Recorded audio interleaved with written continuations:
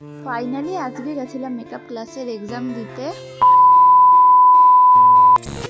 Hello everyone, চলে আসলাম আবারও একটা মিনি ব্লগ নিয়ে। আর আজকে আমি ঘুম থেকে উঠেছিলাম ছটার সময় উঠে সব বাসি কাজ সেরে স্নান করে রেডি হয়ে বেরিয়ে পড়েছিলাম। তো আমার দেওর আমাকে দিয়ে আসতে যাচ্ছিলো স্টেশনে। ও ধরতে গেলে উঠতেই চাইছিল না, জোর করেই ওকে তোলা হয়েছে। মাকে বললাম যে মা একটু ডেকে দাও, তো তারপরে ও ঘুম থেকে উঠে আমাকে দিয়ে আসতে গেছিলো। আর এখন আমরা বাস স্ট্যান্ডে আছি আর এখন যাব স্টেশনে, কারণ তোমাদের তো ভিডিওতে বলেছিলাম যে আমার একটা এক্সাম আছে মেকআপের।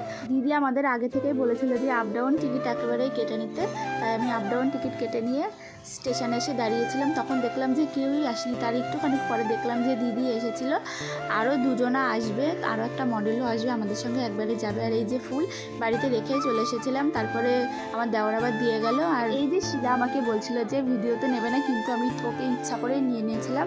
তো ট্রেন চলে এসেছে আর এখন যাব আমরা দমদম, আমাদের লোকেশন। তো চলো, ট্রেনে উঠেই এদের দেখি খিদে লেগে গেছিলো, তো বাড়ি থেকে কেউ খেয়ে আসেনি, সেই জন্য শ্রুতিদি এই যে এই দিদিটা বাড়ি থেকে খাবার এনেছিল, তো সেই জন্য সবাই ভাগ ভাগ করে খেয়ে নিল। আর এই যে আমাদের দুটো মডেল, ওই পাশের মডেলটা ফুলিয়াতেই বাড়ি, ও ফুলিয়া থেকেই আমাদের সঙ্গে উঠেছিল। আর এই যে মডেলটা রানাঘাটে বাড়ি, ও রানাঘাট থেকে উঠেছিল। আর এই বাচ্চাটার সঙ্গে দেখা হয়েছিল, ও আমাকে পিছি পিছি করে আমার কোলে চলে এসেছিলো, সেই জন্য আমার কোলে করে অনেক দূর অবধি গেছিলো। তো তারপরে আমরা দমদম স্টেশনে নেমে পড়েছিলাম। আগের স্টেশনে দুটো দিদি নেমেছিল, একটু প্রবলেম ছিল, সেই জন্য আমরা দমদম স্টেশনে ওই দিদিদের জন্য ওয়েট করছিলাম। বলেছিল যে পরের ট্রেনে ওই দুটো আসবে, তো এসে নিয়ে এই যে আমরা এখন যেতে শুরু করেছি আমাদের লোকেশানে। তো এখন একটা ব্রিজ পার হতে হবে, আর আমি তো খুব নার্ভাস ছিলাম যে আমি ওখানে গিয়ে কী করব।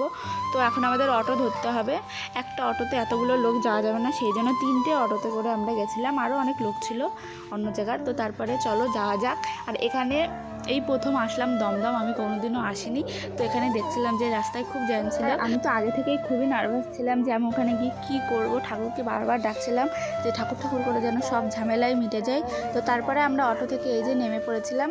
তো তারপরে আমাদের হেঁটেই যেতে হবে। আগের একটা দিদি, ওই যে দিদিটা আমাদের সঙ্গে ফুলিয়া থেকেই উঠেছিল, ওই দিদিটাই স্টুডিওটা চিনতো, তাই ওই দিদিটাই আগে আগে এসেছিলো। তো এখন আমরা যাবো ভেতরে।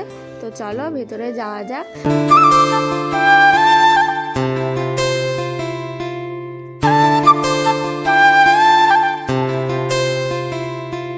মেকআপ রুমে ঢুকে আমার মডেল ও জায়গা বেছে নিয়েই বসে পড়েছে, আর এখন দিদি ওকে লেন্সটা পরিয়ে দিল। তো চলো এখন মেকআপটা শুরু করা যাক। তো এই যে আমার মডেলের বেস মেকআপ হয়ে গেছে, আর আমার মডেল বাড়ি থেকে আসার সময় ভুরুটা তুলে আসেনি, তাই দিদি ওকে ভুরুটা তুলে দিয়েছিল। আর এই যে আস্তে আস্তে আমার প্রায় কাজ কমপ্লিট হয়ে গেছিলো, এখানে মডেলের শাড়ি পরানো হয়ে গেছিলো।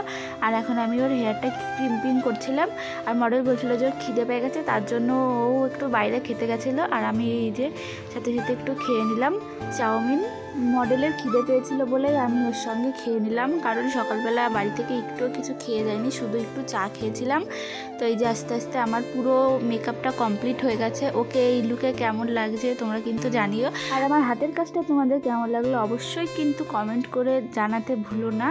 যদি ভালো লাগে অবশ্যই কিন্তু একটা লাইক কমেন্ট শেয়ার করে দিও। আর এখন আমার মডেলের একটু ফটোশ্যুট করছে এই যে আমাদের ক্যামেরাম্যানের বাড়ি ফুলিয়াতেই। আর এখন আমি একটু ওর সঙ্গে ফটো তুলে নিলাম। মোটামুটি সব মডেলেরই ফটোশ্যুট হয়ে গেছিলো, তার জন্য ওই মেকআপ রুমে গিয়ে একটু ভিডিও করে নিল।